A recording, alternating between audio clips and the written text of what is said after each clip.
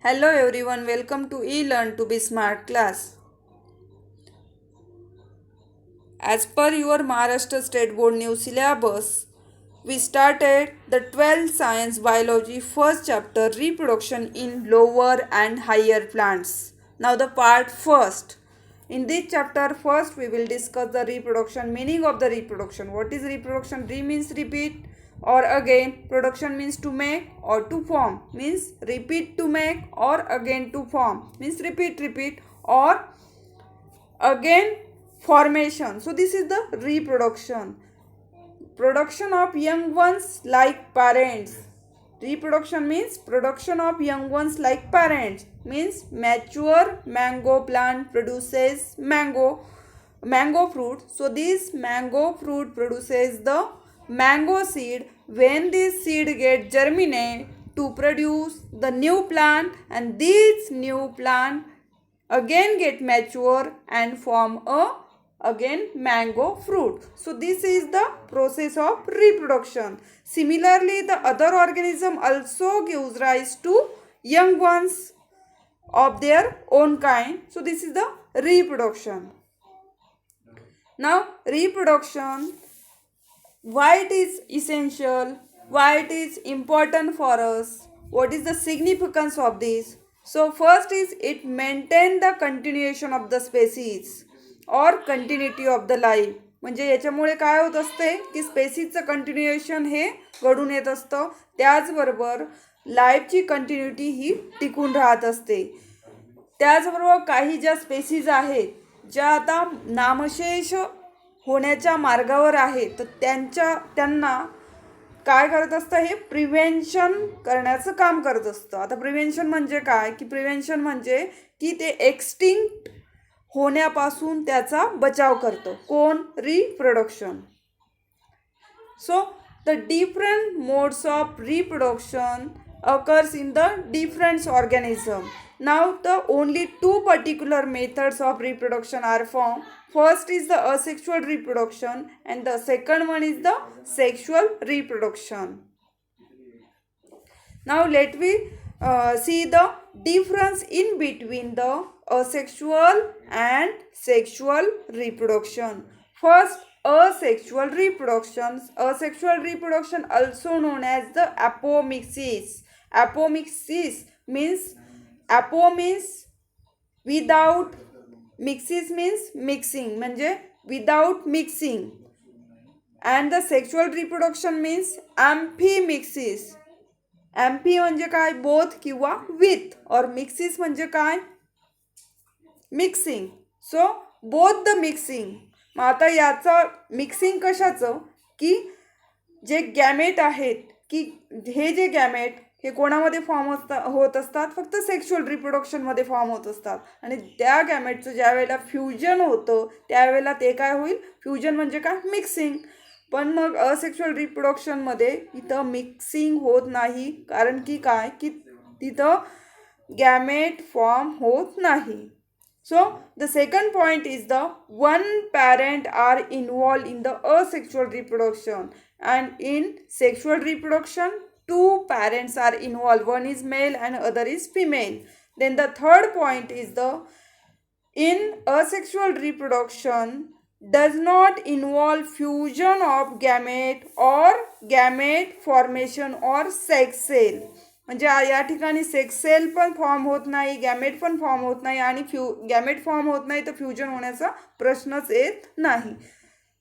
Then the sexual रिप्रोडक्शनमध्ये काय होत असतं, की तर गॅमेट फॉर्म होतात, फ्युजन होतं आणि सेक्स सेलसुद्धा फॉर्म होत असतात.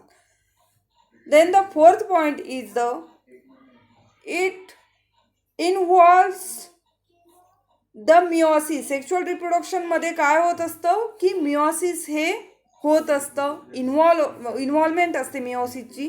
तसं असेक्शुअल रिप्रोडक्शनमध्ये डज नॉट इन्व्हॉल्व मिओसिस, म्हणजे इथं मिओसिस तुम्हाला आढळून येत नाही किंवा घडून येत नाही. Then the fifth point is variation are not formed. Where is not formed? The variation in asexual reproduction, variation are not formed. But in the sexual reproduction variation हे घडून येतं. घडून कसं काय येतं? कारण की there is two parents, one is male and other is female. When they get fuse then formation of the offspring. So these offspring have the dissimilar characteristic of some characteristic are taken from the mother and some characteristic taken from the father. So this is the differentiation, means dissimilar characteristic तिथं तुम्हाला दिसतील, म्हणून ते काय आहे? Variation. So it does not help in evolution. आता asexual रिप्रोडक्शनमध्ये काय होत असतं की इव्होल्युशनला हे रिप्रोडक्शन मदत करत नाही. आता इथं व्हेरिएशन घडून येत नाही, गॅमेटचं फ्युजन घडून येत नाही, म्हणून इथं इव्होल्युशन होईल का? नाही. So that's why the does not help in evolution.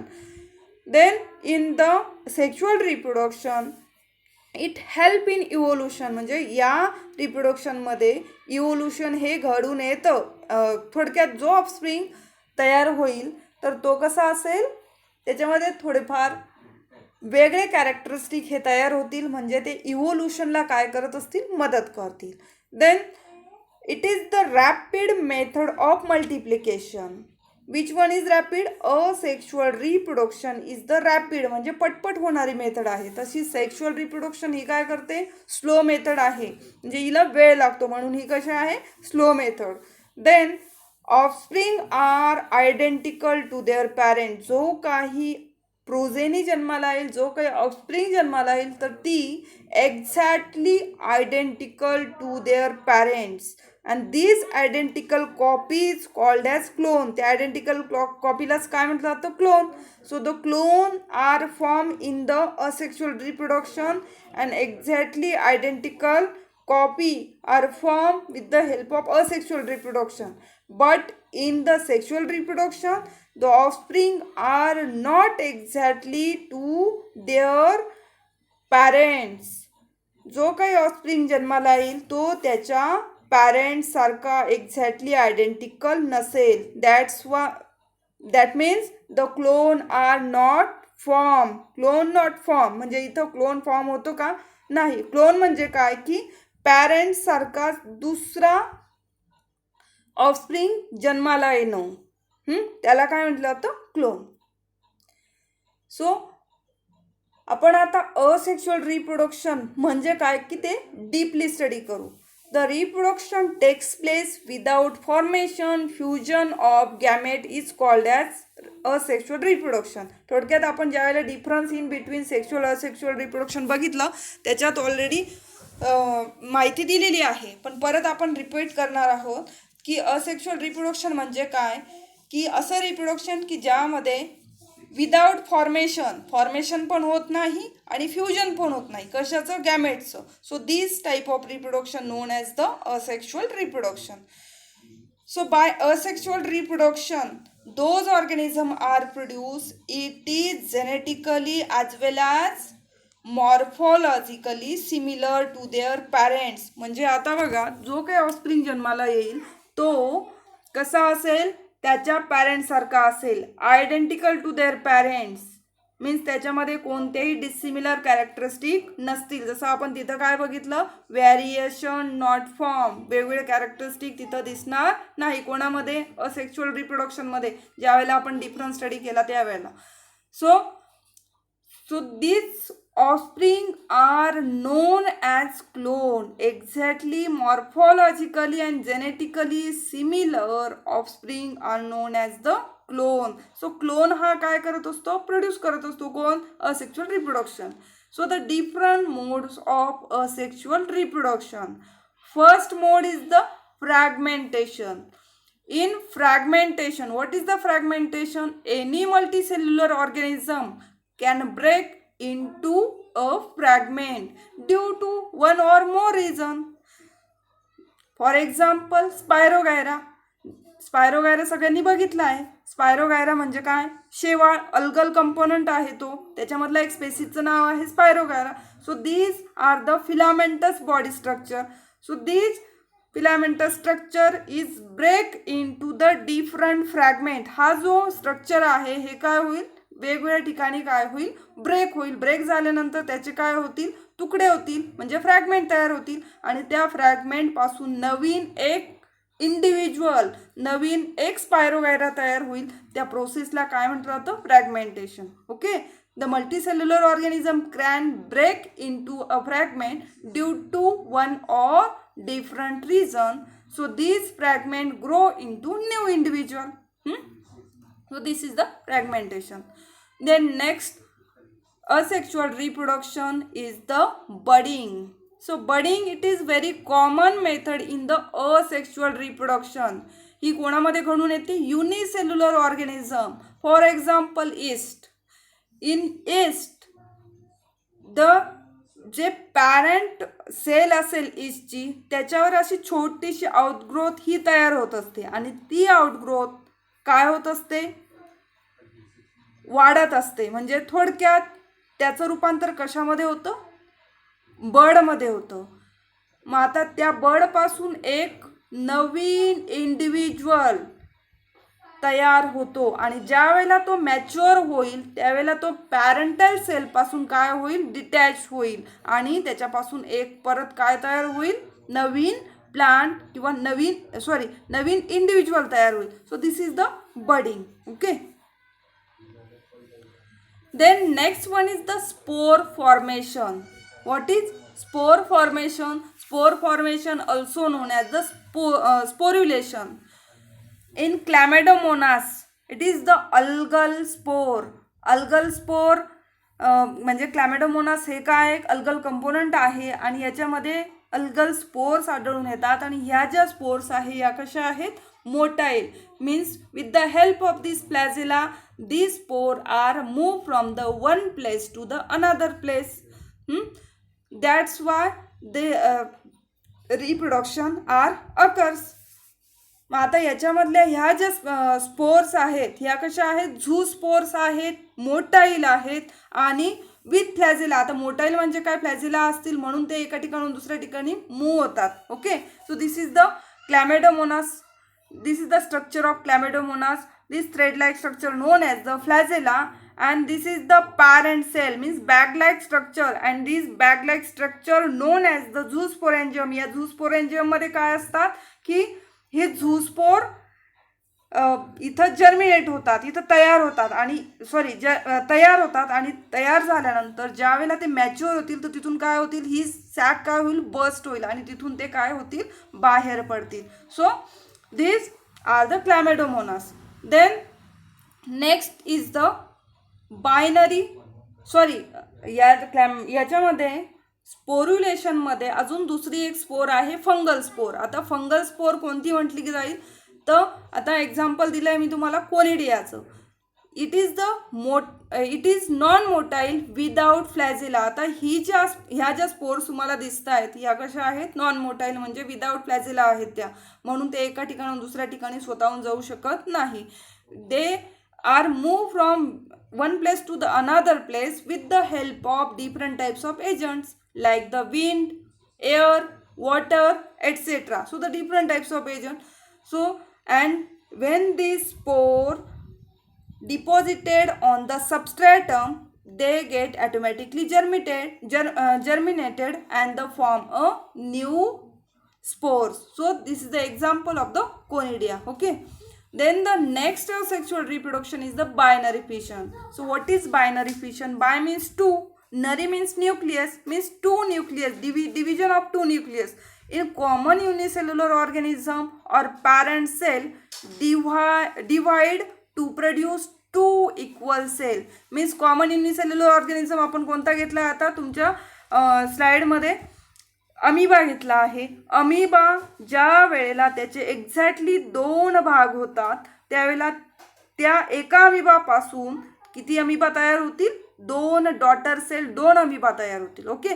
So ह्या प्रोसेसलाच काय म्हटलं जातं, binary fission. Means it is a process in which the parent cell divide to produce two equal cell that form new individual. Example is the amoeba.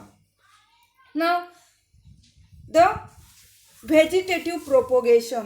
आता बघा vegetative propagation म्हणजे काय, the reproduction occurs without using the sexual cell. म्हणजे आता बघा याच्यामध्ये काय की लीफ स्टेम आणि रूट यांचा फक्त काय समावेश होईल. म्हणजे व्हेजिटेटिव्ह प्रोपोगेशन हे होत असताना फक्त लीफ, स्टेम आणि रूट हेच फक्त इन्व्हॉल्व होतील. अशा पद्धतीच्या प्रोपोगेशनला काय म्हटलं जातं, व्हेजिटेटिव्ह प्रोपोगेशन. मग आता याच्यामध्ये किती प्रकार आहेत, 2. It is of 2 types. First is the natural vegetative propagation आणि जे दुसरं आहे ते आर्टिफिशियल व्हेजिटेटिव्ह प्रोपोगेशन. ते आपण नंतर बघू. First we will learn the natural vegetative propagation, जे तुमच्या महाराष्ट्र स्टेट बोर्डच्या बुकमध्ये दिलेलं नाही आहे, पण मी इथं थोडक्यात मेन्शन केलेलं आहे. नॅचरल व्हेजिटेटिव्ह प्रोपोगेशन तुम्हाला या शब्दावरून लक्षात आलं असेल की नॅचरल म्हणजे काय, नैसर्गिकरित्या होणारं प्रोपोगेशन. म्हणजे आता root for example, root means sweet potato is the root. The sweet potato produce a new plant. Sweet potato ज्या वेळेला हा जमिनीमध्ये असेल त्याच्यापासून सुद्धा काय नॅचरली नवीन हे काय स्वीट पोटॅटो हे तयार होत असतात. नवीन प्लांट हे स्वीट पोटॅटोचं तयार होऊ शकतं. कोणाच्या मदतीने, नॅचरल व्हेजिटेटिव्ह प्रोपोगेशनच्या मदतीने. त्याच्यानंतर अस्परॅगस, दहलिया, अस्परॅगस शतावरी, तर सेम ह्या प्रोसेसने हे होत आहे. त्याच्यानंतर stem. So what is the stem. आता potato is a stem tuber, cynodon is a stem tuber. आता हा जो पोटॅटो आहे ज्या वेळेला तो जमिनीत असेल त्यावेळेला जरी जमिनीत असला तरी तो काय आहे, स्टेम ट्यूबरच आहे.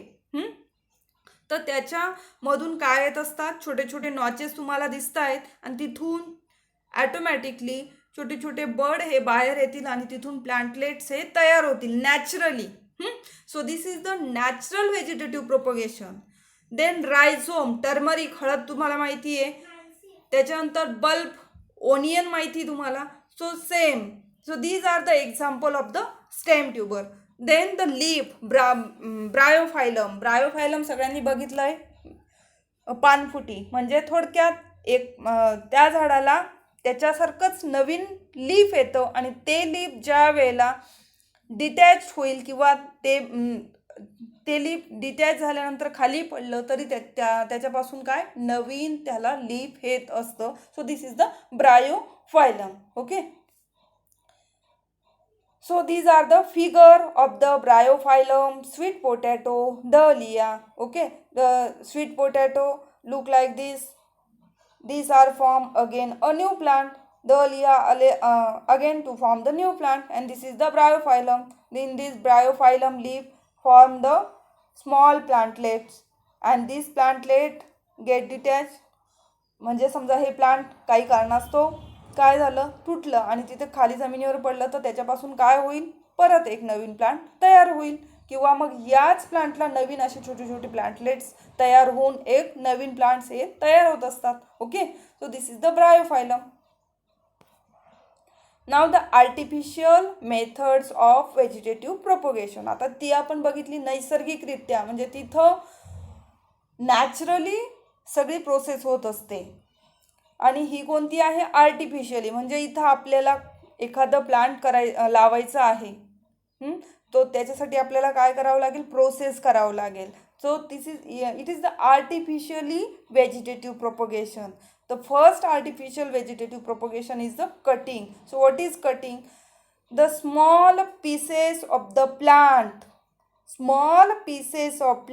like root, stem or leaves cut, and these pieces able to develop into a new plant. आता जो काही आपण एखादं झाड घेतलं, फॉर एक्झाम्पल कशाचं घेतलं आपण, रोजचं. ओके. त्या रोजच्या झाडाला आपल्याला काय करायचं आहे, कटिंग करायची आहे.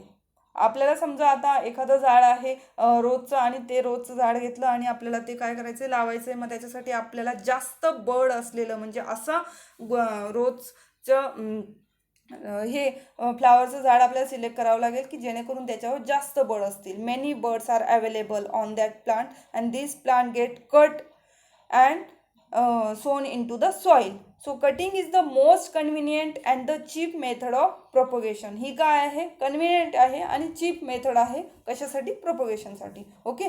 So this is the cutting. मग आता हे जे कटिंग आहे कोणाकोणाचं करता येतं, रूट, स्टेम आणि लीफ या सगळ्यांचं करता येतं. ओके, रोजमध्ये तुम्ही बघितलेलं आहे. Okay, so these are the cutting. Then the grafting. So what is grafting? Grafting म्हणजे काय? ही एक टेक्निक आहे. कशाची? It is the technique where joining of two part in such a way that they unite and continue their growth as a new plant. बघा, आता दोन plant काय केले जातात? एकत्र केले जातात आणि त्या एकत्र केल्यानंतर त्याच्यापासून एक काय होईल? नवीन प्लांट तयार होईल. ओके, सो आता ग्राफ्टिंगमध्ये काय असतं की जे रूटेड प्लांट म्हणजे जे आपण लावलेलं प्लांट आहे त्याला काय म्हटलं जातं? स्टॉक. काय म्हटलं जातं? स्टॉक. आणि जो पार्ट आपण त्याच्यावर इन्सर्ट करणार आहोत त्याला काय म्हटलं जातं? Sion.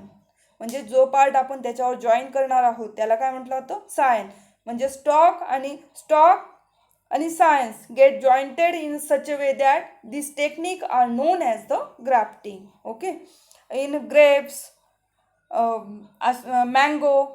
So this type of the, म्हणजे थोडक्यात तुम्हाला मराठीतून शब्द सांगायचं झालं तर कलम. आता कलम हा प्रत्येक अशा काय प्लांटमध्ये केला जातं. म्हणजे ते आपल्याला बेनिफिशियल असतात, जास्त फ्रूट्स मिळतात, जास्त प्रमाणात उत्पन्न मिळतं, त्यासाठी ही ग्राफ्टिंग ही टेक्निक केली जाते. Okay, so later on the last method is the budding.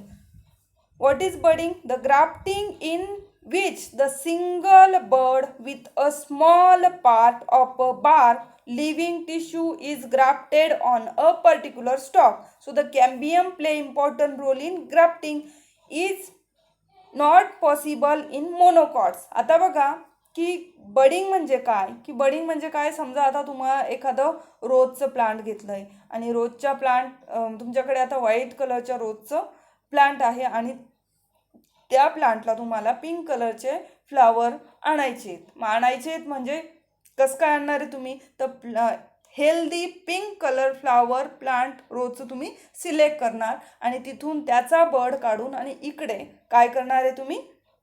Insert करणार. म्हणजे थोडक्यात या ठिकाणी जो व्हाईट कलर रोज प्लांट असेल त्याचा बड काढून आणि पिंक कलर बड असेल तो काय करणार आहे? इन्सर्ट केल्यानंतर जो काही फॉर्मेशन होईल तर मग ते जे प्लांट असेल त्याला दोघंही कलरचे काय होतील? फ्लावर येतील. मग या प्रोसेसला काय म्हटलं जातं? Budding. Means grafting in which the single bird with small part. बघा, आता सिंगल बर्ड, एकच बर्ड घेतलाय आपण, जास्त बर्ड नाही आहेत. तर single bird with a small part, bark and the living tissue is grafted on a particular stalk. आता ज्यावेळेला ही आपण टेक्निक करतो त्यावेळेला मध्ये जो कॅम्बियम आहे तो रोल, त्याचा इम्पॉर्टंट रोल असतो. कारण की ज्यावेळेला ह्या बर्डचा कॅम्बियम आणि जो आपण ज्याच्यावर ग्राफ्ट करणार आहोत त्या स्टेमचा कॅम्बियम जर मॅच झाला तर ते प्लांट काय होतं? युनाइट होतं आणि परत न्यू स्पेसीज ही फॉर्म होत असते, न्यू जनरेशन हे फॉर्म होत असतं. Okay, so this is the budding. आता हे तुम्हाला दिसतंय बडिंग ज्या वेळेला करत असतो. आता मी तुम्हाला रोजचं एक्झाम्पल दिलं आहे की अशा पद्धतीने हे केलं जातं. Okay, then the last method is the tissue culture. It is a method in which the small amount of plant tissue is carefully grown and give many plantlets. आता टिश्यू कल्चर टेक्निकच्या मदतीने काय केलं जातं? छोटे छोटे प्लांट्स हे develop केले जातात आणि त्या मेथडलाच काय म्हटलं जातं? Micro propagation. आता ही जी टेक्निक आहे ही जास्त प्रमाणात काय केली जाते? यूज केली जाते. तुम्हाला हा चॅनल जर आवडला असेल तर लाईक करा, शेअर करा, सबस्क्राईब करा आणि पुढच्या नोटिफिकेशनसाठी बेल आयकॉन दाबायला विसरू नका. थँक्यू.